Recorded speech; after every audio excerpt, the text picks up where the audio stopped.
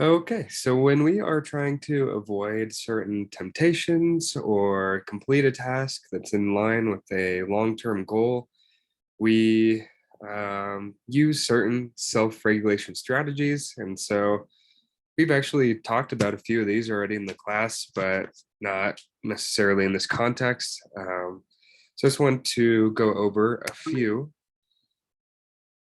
One strategy that we use is um, incentives and rewards. And this is, um, it's kind of like treating ourselves as another person, right? So we've talked about things like learning and conditioning, things like that. And typically we talk about this in terms of using these strategies to teach someone or train your pet or something like that. But we do use various incentives, rewards, and punishments for ourselves as a regulation strategy. Um, Interestingly, we seem to be more harsh on ourselves than on others, the at least for errors when we're trying to strive for long-term goals. And so we'll see that here in this study here.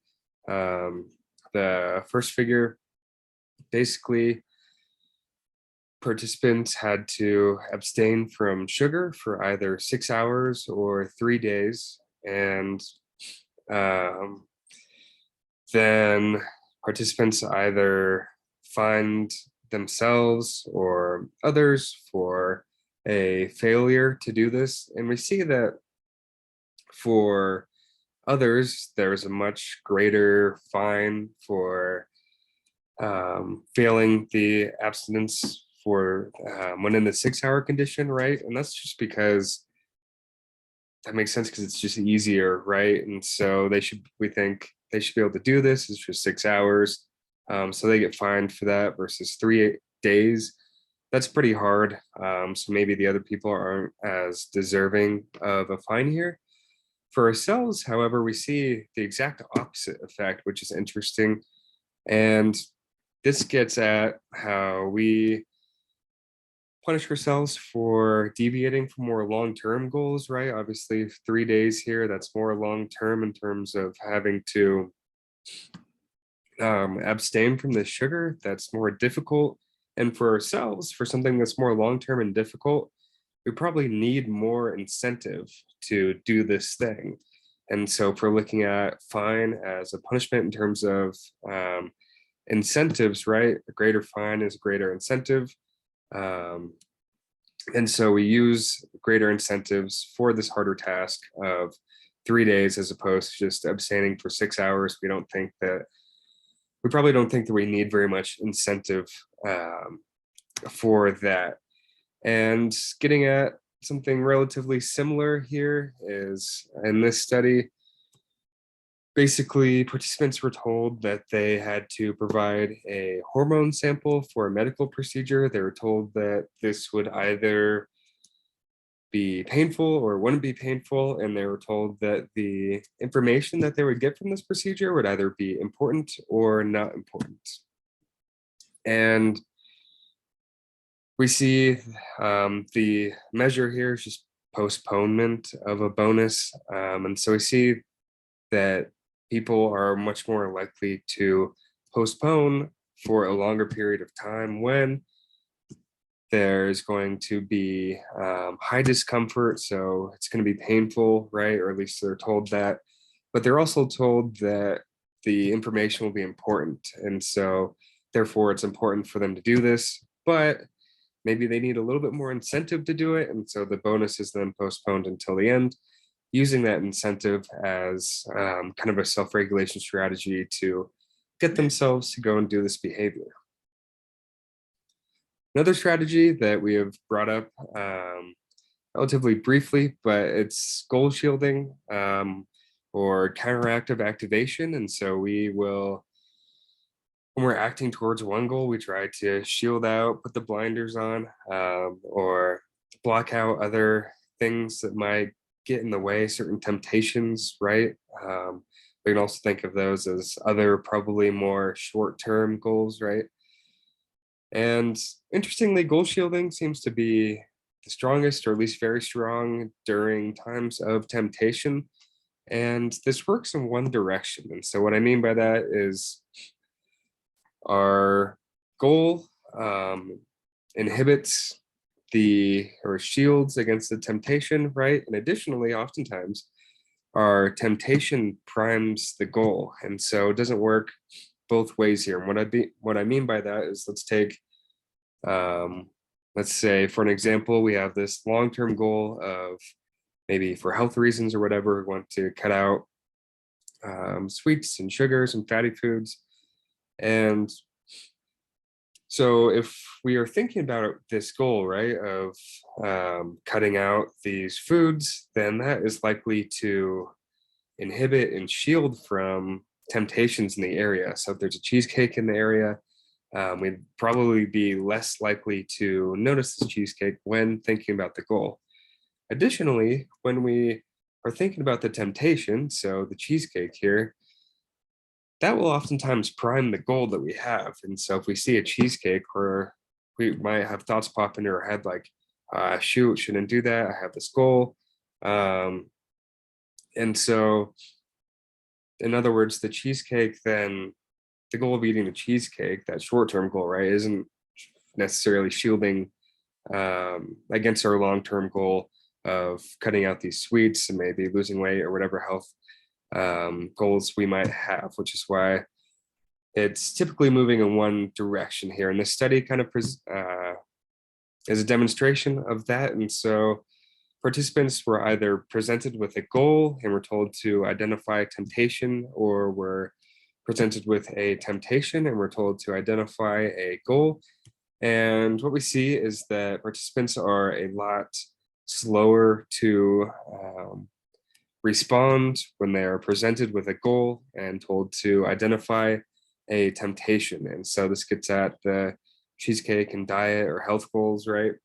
And is really what goal shielding is, or the counteractive activation, in terms of when we are presented with this goal, it's easier for us to shield against thinking about these temptations and therefore slower to respond and identify temptations. Getting into more performance regulation strategies that we used. Again, most of these are things that, or strategies, I guess is a better word than things, that we have talked about in the past. And these strategies can get at both motivation and volition. And so we have the more motivation strategy of setting an ideal goal, right? And so we've talked about how goals should be challenging and yet attainable. And so they call this taking a moderate risk. We could also say setting a moderately challenging goal. We, along with that, we can break tasks down into smaller, more manageable steps, or in other words, better specify our goal, which we've talked about. Additionally, we should take responsibility for our outcomes. By this, they're talking about believe in your own effort and capability, build a plan. And so we've talked about the effort and capability part in terms of expectations and control, right? And then we've also talked about plans in terms of setting up implementation intentions.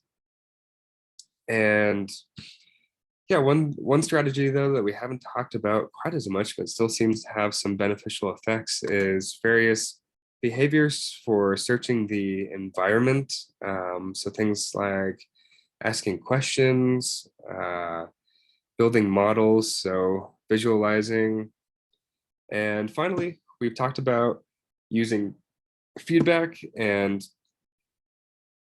how monitoring our actions and monitoring our goals can have a large effect, right? We've gone over those feedback loops and how we continually compare towards our goal and see if we have reached that yet. And if not, we either need to change the goal or change the strategy or effort level or something like that. And this study, again, just reiterates the importance of doing these things. And so in this study, students were instructed with either these strategies and kind of more of a specified training, or there was a control condition where participants were just given vague instructions about being a good student. And we see that for that same term, there was about half a grade level or half a point here difference in those who were instructed with these strategies did quite a bit better. And there's about a third of a difference in the same term. And then in the following term, there's still a difference about 0.25 points or 0.25 grade point levels, right? So there's still a difference over time when using when being taught these strategies. And so we definitely see importance in the use of these strategies. Additionally, something else that's important with specifically for academics is what's called self-regulated learning strategies. And so this basically comes down to taking an active approach to learning. This seems to be really important in terms of academic performance, and strategies included with this self-regulated learning or active approaches include things like time management. So anything from not taking the quiz 5 minutes before it's due to managing certain hours a day for work, things like that. Testing yourself, right? Not only going through the reading or watching the lectures, but then maybe taking the practice tests that are offered, using the study guide to maybe make a Quizlet or something and quiz yourself. Additionally, it seems to be really important to formulate information into your own words. So not just, if you are someone who's taking notes on these lectures, not just writing down exactly what's on the slides or exactly what's coming out of my mouth, but taking what I'm saying, what's on the slides, and then rewriting in your own words seems to be important. And the combination of these strategies definitely seems to be important and receive better learning outcomes, such as GPA here. And interestingly, self-regulated learning strategies and these active approaches to learning seem to be linked to a couple of things. Seem to be linked to a mastery goal orientation, which we talked about a bit earlier. I think we talked about that more in terms of a task goal orientation. We can also say mastery goal. And additionally, those who are female seem to be consistently a little bit more likely to use these strategies. Possible explanation for that would be conscientiousness, which we talked about a gender difference with that earlier in the trait section as well with the big five. And it makes sense, right? Those who are conscientious are going to be doing things like taking more notes, being on top of things, managing time, as those are all aspects that fit into this trait of conscientiousness. Finally here, last self-regulation slide, just wanted to provide kind of a broad bullet pointed list of various strategies and aspects we've talked about that are important to solving problems with motivation, and also those that are important to solving problems with volition. So with motivation, right, we've talked about how we're oftentimes or at least we want to be in a deliberative mindset here, considering all information when we're deciding if we want to reach for a goal or set a goal. An abstract mindset can be helpful here. We talked about mental contrasting as a strategy to help with this and to help with setting challenging but realistic and specified goals. On the backside of this, it's also important to be evaluating our progress, right? See if we're meeting these goals, use counterfactual thoughts to see, well, okay, I didn't meet this goal, so what could have happened? What could I have done better? In terms of volition, now we get into more implemental mindsets, so planning and then actually acting, right? This is more concrete and specified. We talked about implementation intentions as a plan for overcoming difficulties and distractions. You all also just got some practice using behavior modification plans.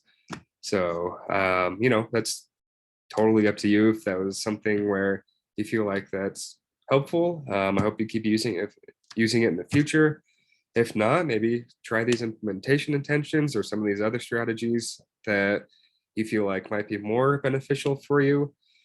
Again, monitoring progress and then making corrections based on that monitoring and staying positive. So having good viewpoints about your own abilities, self-efficacy, control, things like that.